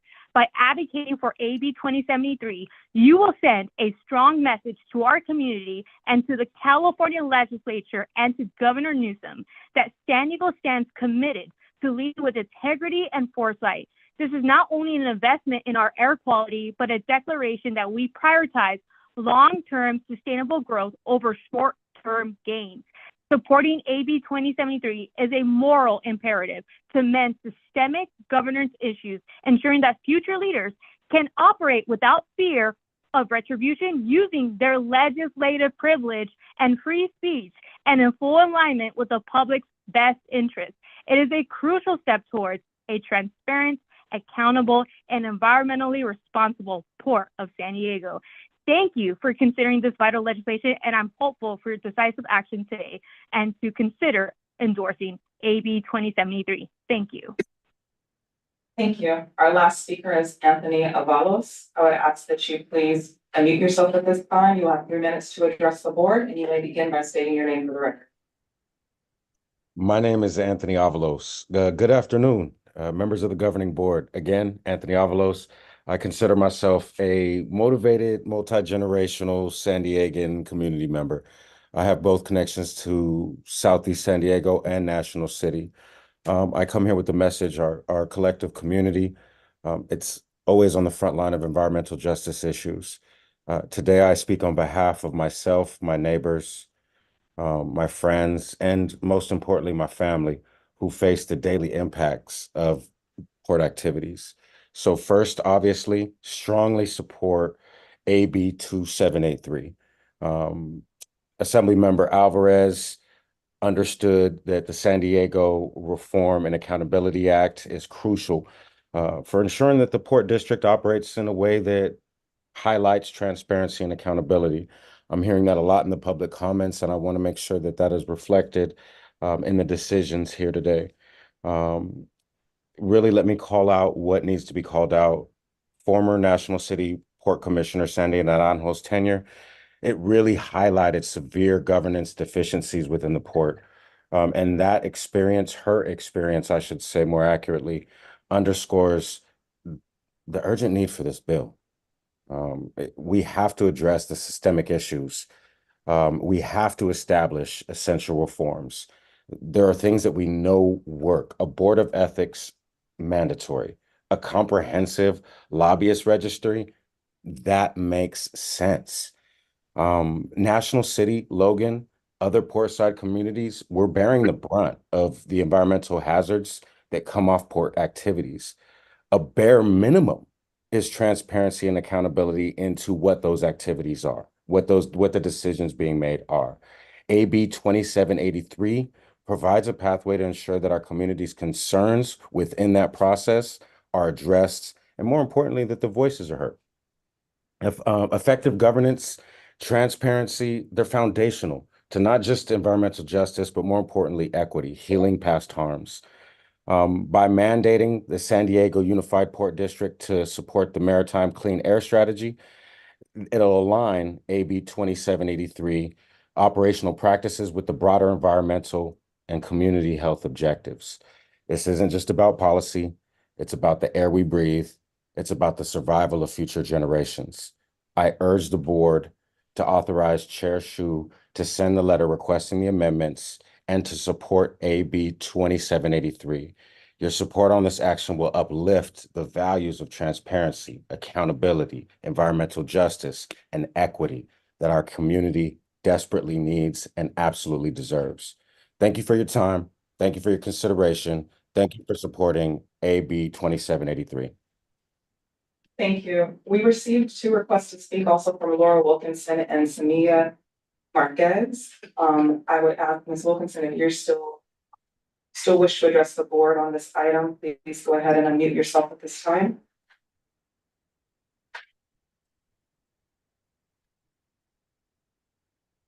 And I'll move on to Samia Marquez. If you still wish to address the board at this time, I ask that you please come up with mute. Can you hear me? This is Laura Wilkinson. Yes, we can hear you. Please begin. You will have Thank 3 you. minutes. Thank you very much. And Chair Shu and APCD members, thank you so much for allowing me to speak today. My name is Laura Wilkinson Sinton. I am from Coronado, a portside city where, according to Cal EPA, we have 2 census tracts, one in the 100th percentile of diesel particulates, and the Navy has nuclear aircraft carriers, so we know it's from the port, and the other one with 95% percentile of diesel particulates. You don't think of it as being a portside city with that much pollution, but Coronado truly is. I also run a nonprofit, StopTheSewage.org, along with 50 other nonprofits in the South Bay, work against the sewage, beach pollution, the cross-border pollution, and environmental justice issues. I also am a newly minted Master of Sustainability Leadership from Arizona State University, where as our last project, we studied the ports of California very seriously. We are in strong support of Assembly Bill 2783, the Port of San Diego Reform and Accountability Act. It is an established fact that San Diego's port has been mired in controversy, scandal, the subject of lawsuits and critical grand jury reports, which the port has rejected out of hand, and censured the sole environmental justice commissioner and bullied her city into rescinding her commission. It's also a fact that other ports in California, the Port of Oakland, for example, work very closely with the APCD up there and secure funds for new hydrogen fueling stations and have ordered 30 new and are deploying 30 new hydrogen fuel freight trucks with a 400-mile range, in addition to the 10 electric trucks they already use.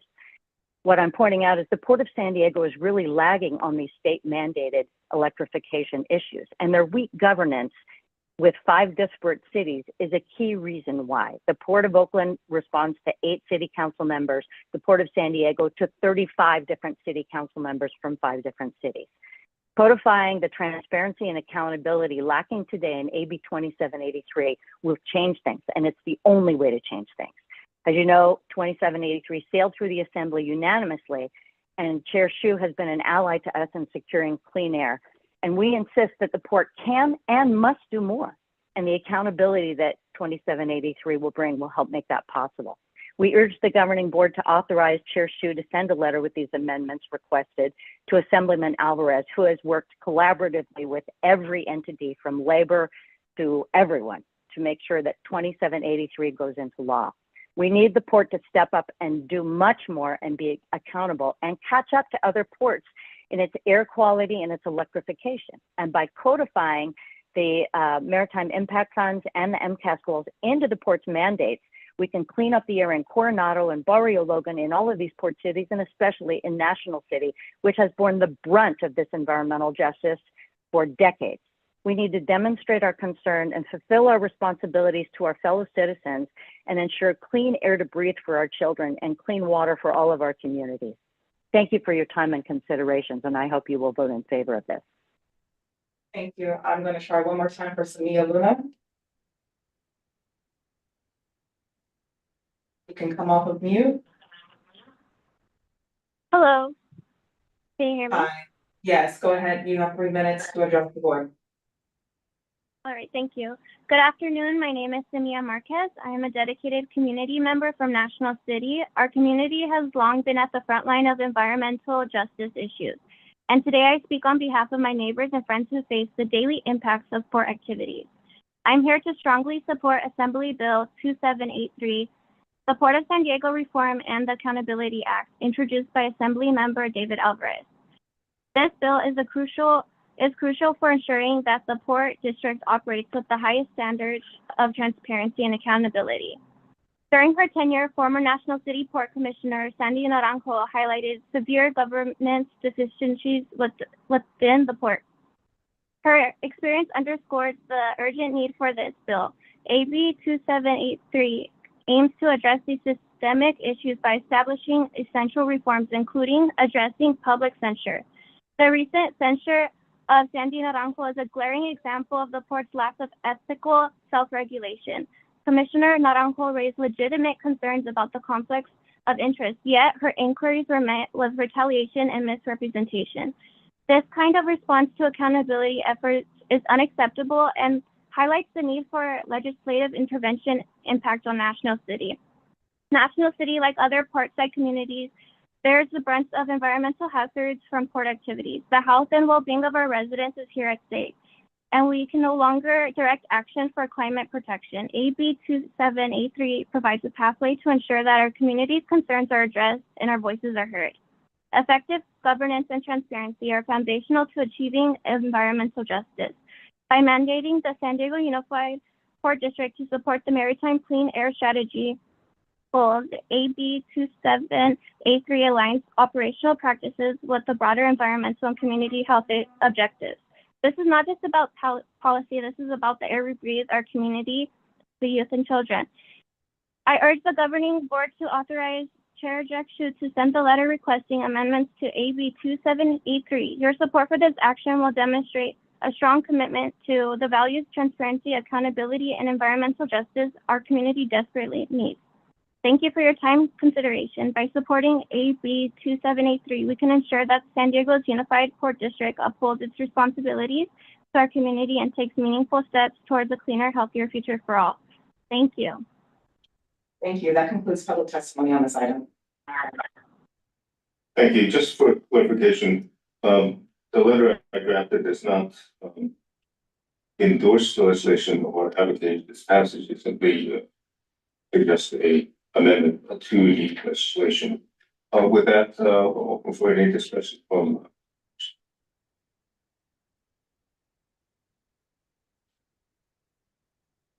Any comments, Councilmember Martinez? Yes, so, thank you, Chair Shu. Can you share a little more about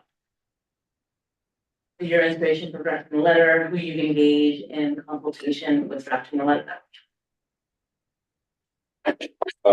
Well, normally I just want to facilitate the process here, but since you gave me a chance to say a few things. Yes, I am passionate about the clean air. And I think that's the job of the Air Pollution Control District is our goal, our mission of clean air for all. And we know some people suffer more in this community in our county. And we have a plan and process to try to help that. And sure that when we can, in this case, when the state can provide some assurance to that, that's great. I hear things like, these are aspirational goals. And I told this story to others. I have 3 kids, 2 of them had me up with. So I take my daughter, son to emergency room so that they could breathe better.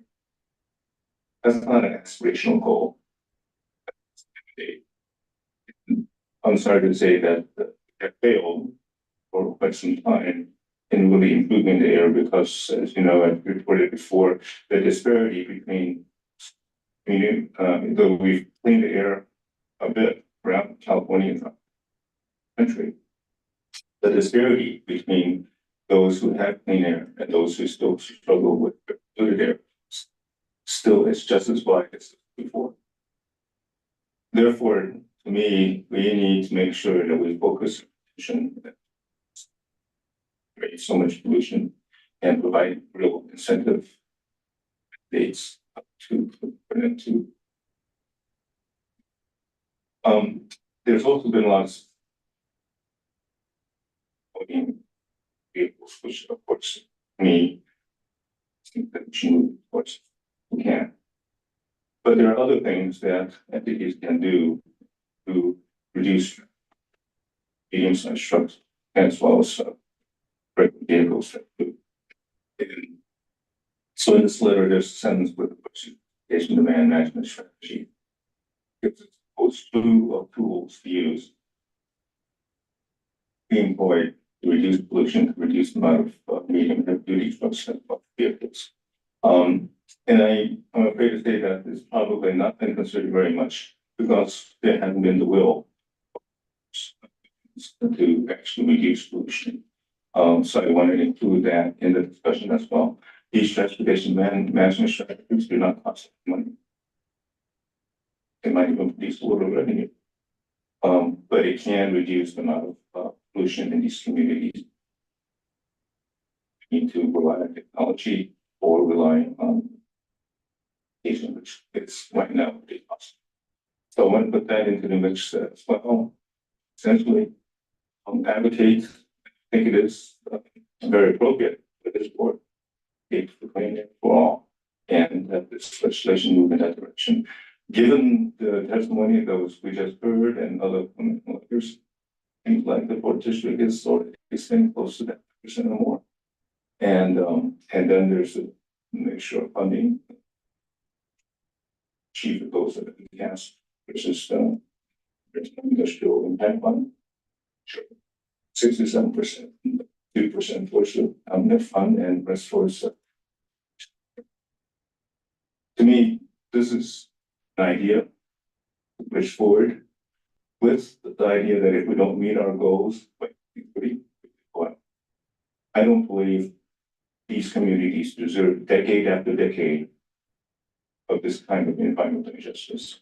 Also, I'll add in my letter I talk about who should fund cleaning this year. In my mind, the simplest way is for the jurisdictions where the pollution comes from the industry that pollution is coming from. That's where the money should come from. It shouldn't come from general fund of the state. It shouldn't come from other sources. It does to a certain degree now. But let's continue there. Those who do there. That's the best and fastest way to reduce pollution. So that's the gist of the concept in my. Thank you, Chair Chu. And the reason I ask is because I know that I just got into the policy committee. So we do have a structure within the APCD, right? And I'm assuming that's might be where these discussions initiate. I'm not sure. And then have we taken, can you remind me if we've taken a position as a board 2783? Is that something we're planning to do? Was that in the plan to bring? I know last time you brought us like a list of legislation that staff was proposing in the different positions that you had on that. That was kind of a recent thing, I think less than a year ago. Is that something that you were considering maybe, I don't know the timing, right? I'm just kind of asking about timing, process, and now that I'm on this policy committee, kind of what's the normal protocol to like, you know, take a position on legislation, on proposed amendments. I thought initially we take a position on legislation and then we say, you know, approve of amended or something like that. That I'm just trying to understand the process. So for the legislative program, that was brought before the board, I believe, in November of last year, and outlined a series of policy statements on which staff was delegated to be able to take positions. AB 2783, even to date, doesn't have an air quality component to it. It relates, has several other components to it related to governance. So these suggested amendments would potentially change that. Okay. But at this time, staff didn't feel like it fit within the parameters of our jurisdiction or the legislative program. So we have not taken a position. Thank you. Oh, that makes sense. Okay, good. That helps understand why you're bringing it forward in this way. This is why it hasn't been in our legislative program. Thank you. Thank you so much. I'm curious to see if my colleagues have any comments. I appreciate the testimony that's been shared and the request. So I'm curious to see if any other folks want to chime in. Yes. Member Padilla. Thank you. I'm glad that you clarified that the letter does not endorse 783. I think that's APCO for stated this is it's outside of our mission to our governance. However, I do believe that we need to put strict goals if we're going to achieve climate change improvements. And electrification is one of them. I think it's a really major one throughout the state.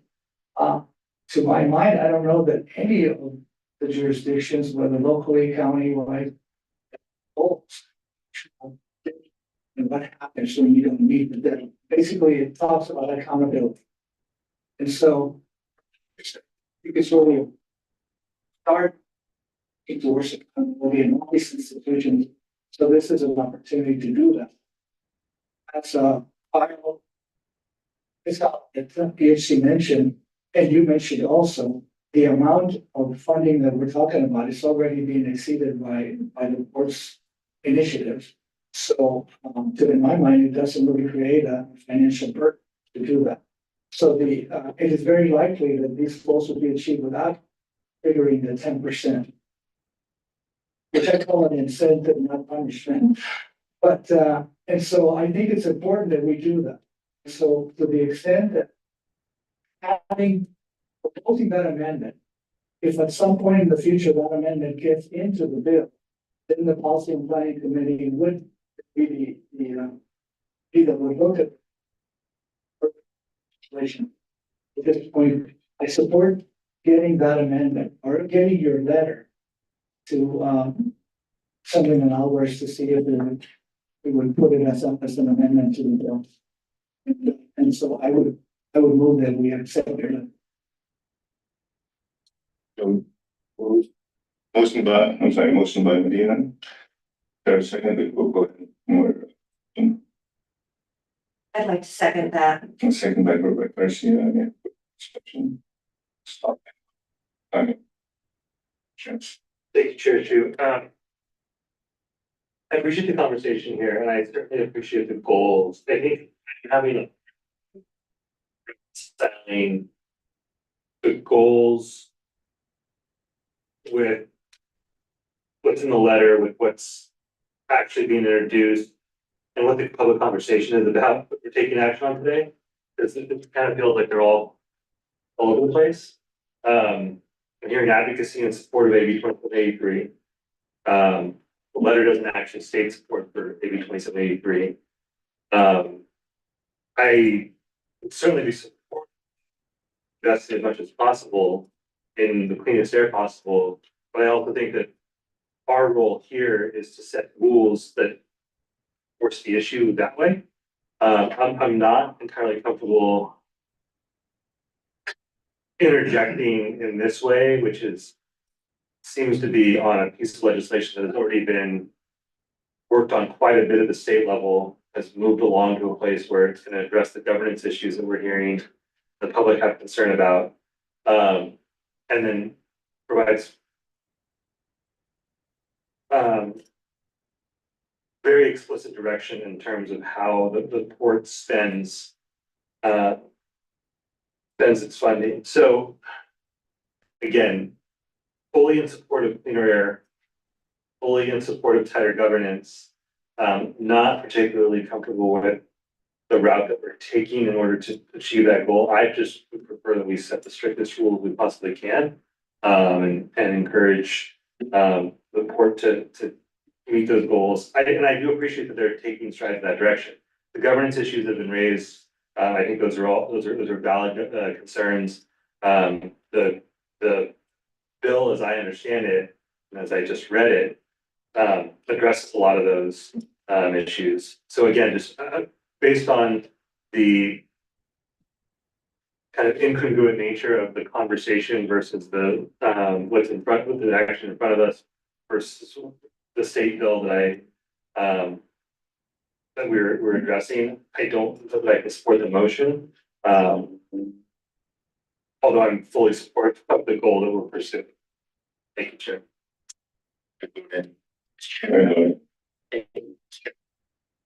Just been sharing, making maybe several $2 experience, requesting an application to a bill that you're not ultimately able to support, is probably one of the most offensive things you can do to a legislator.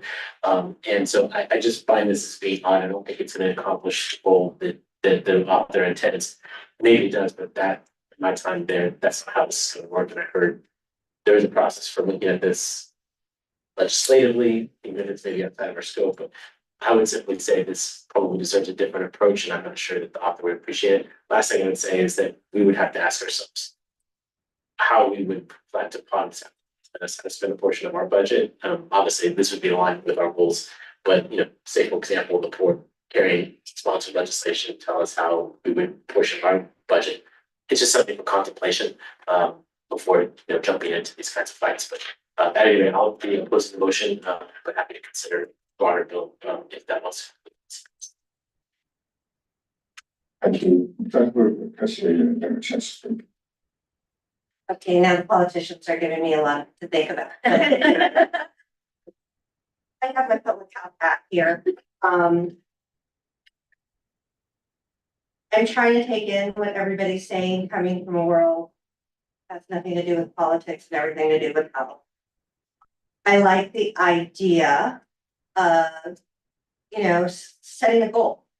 I'm not even going to call it accountability. I'm not going to call it a punishment. I'm not going to call it whatever words people say. It's setting a goal for our community, for our port, to set aside a certain amount of funds. And like I said, I'm coming from the public health world. I'm not coming from the governance or political world. So I may be naive about this, but I think, we as a board have been fighting a really good fight the last few years on getting our air cleaner, getting, all, I've gotten a lot done in the last 3 years that I've sat in this board. And so when I looked at this letter, I saw it as a suggestion, as an appeal, like, let's help have this accountability, because people who sit in these positions change. And the people that are currently sitting in these positions, based on some of these letters I'm reading, aren't allocating more than 5%, which is what this amendment is requesting. So they're already doing the work. So basically we're giving them credit for the work they're already doing. But it's also keeping an accountability for the future people that come in, so that they don't go and they slash that. We all know the Portside community suffers. I can tell you personally, I grew up in that area. My asthma was horrible. Since I moved out of that area, I haven't used an inhaler. So that's just my own personal experience. I can tell you, I see a lot more patients from that area that I end up hospitalizing. And that's just in kids. I'm just gonna get on my soapbox again. It's not just asthma. It's not just COPD. These pollutants increase your risk of stroke. They increase your risk of cardiovascular disease, so heart attacks. They also increase premature deaths, premature infants, and the risk of low birth weight in newborns. So that's my soapbox. I'm not a politician, but this is my position here as your public health person. Thanks. Any other comments from any board members? Just make one last. And I understand how this particular letter may not fit in the normal process. State legislators or process here in this EN or APCD. So it was with a lot of thought proceeded in this process of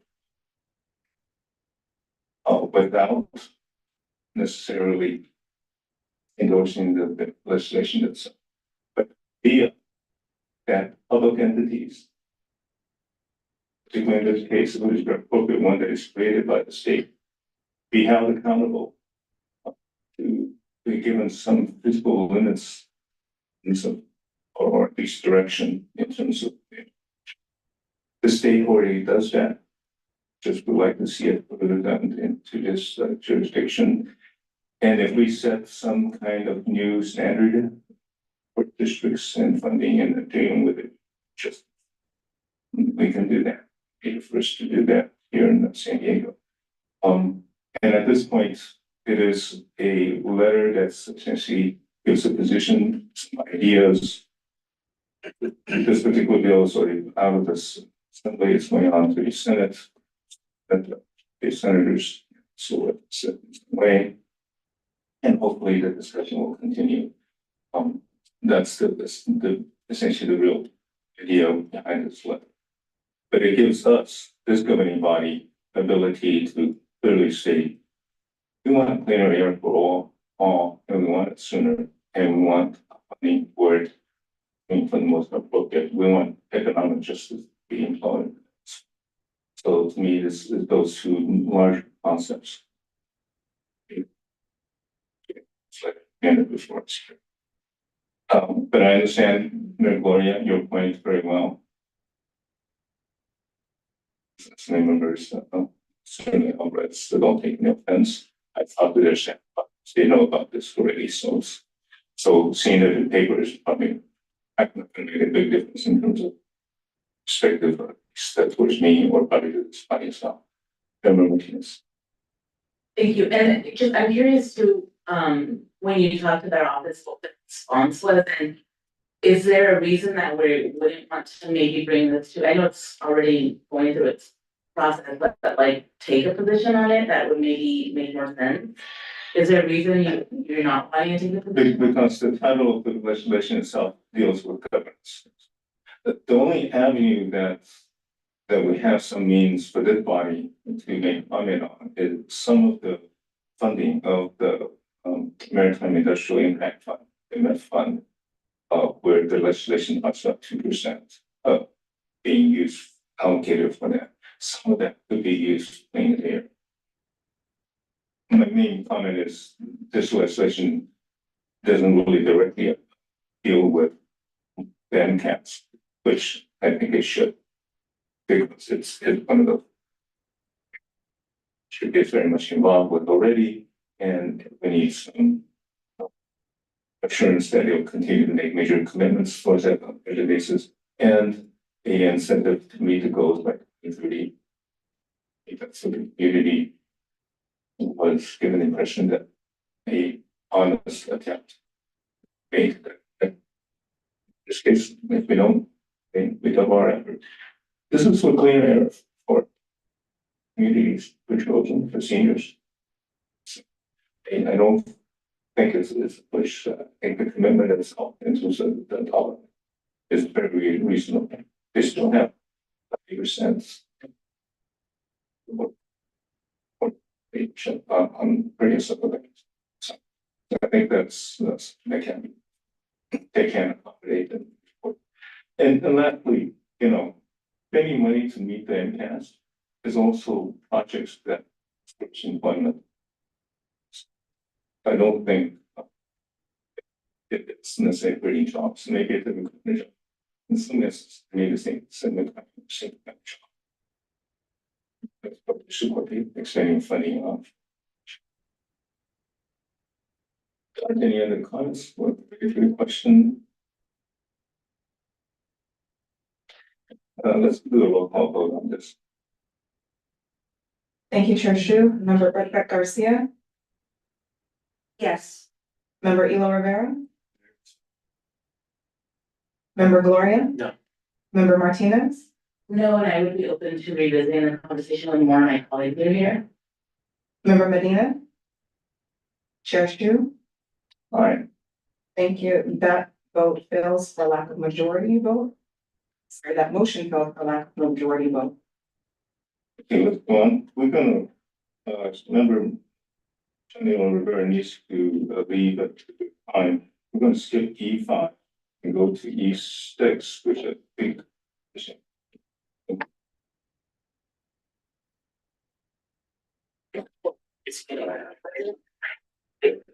Yeah, we're going to be E6, amending of employment agreement with San Diego County. Yeah.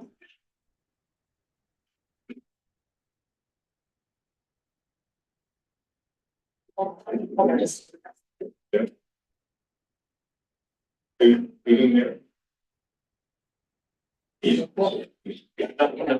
Okay, we'll wait. We'll take a quick. We'll take a quick recess until you return. We don't have. Okay. Yeah. Maybe a 5 minute. The board will recess for 5 minutes.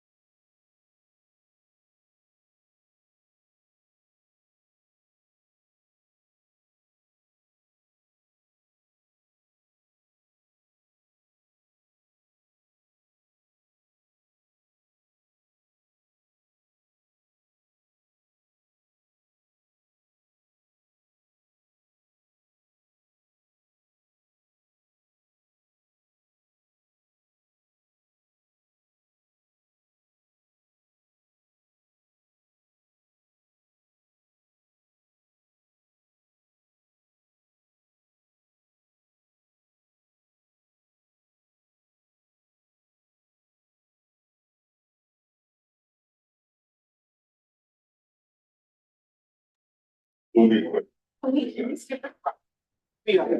So I'd like to note for the record, that E5, which is the program spotlight rule development item, has been withdrawn at the request of the air pollution control officer. We will move to item E6, which is amended employment agreement for the San Diego County Air Pollution Control Officer. Thank you, and with instructions on. Thank you. We have received no request for public comment on this item. However, if there's anyone here in the conference room that we should address the board on this item, you can approach the podium at this time. If there's anyone that is joining us virtually, you can also indicate that you wish to speak at this time by using the raise hand feature at the bottom of your Zoom screen or by pressing *9 now on your phone. Is a topic staff comments from senior deputy council I.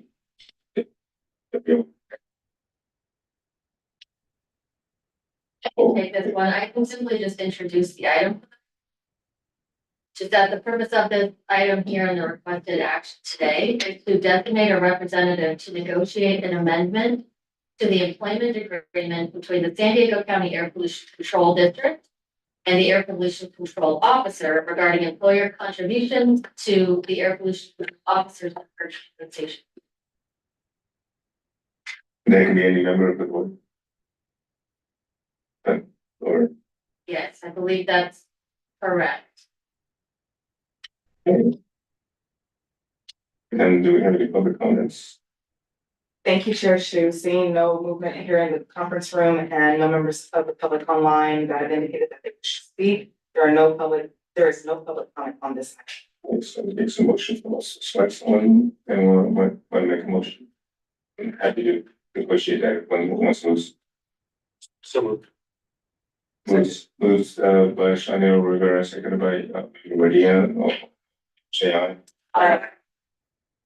Any nays? Hearing none, any abstentions? Hearing none. Thank you. With members Bush, Gomez, Laughlin, Reamer, Sanchez, and Vargas absent, that motion passes with all board members who are present voting aye. We'll go on to closed session of the open session. Please give us Thank you, Chair Shu. If there are any members of the public that wish to address the board on this item that are joining us virtually, I'd ask that you press the hand feature now. Also, if there's anyone here in the conference room that wishes to join or wishes to provide public comment on this item, I'd ask that you come to the podium at this time. Seeing no hands raised online and no movement here in the conference room, there are no members of the public wishing to address the board on this item. Thank you. We'll go ahead and move to session. Stay in this room and have the info session, please.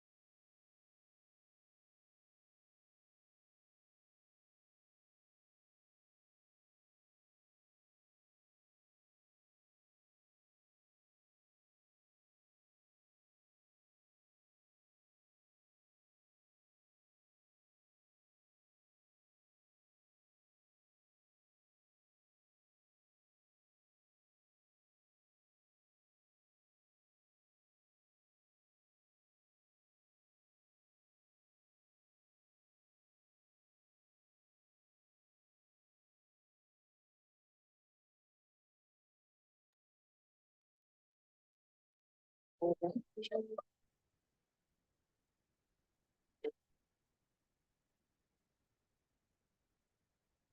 welcome back, and I'll let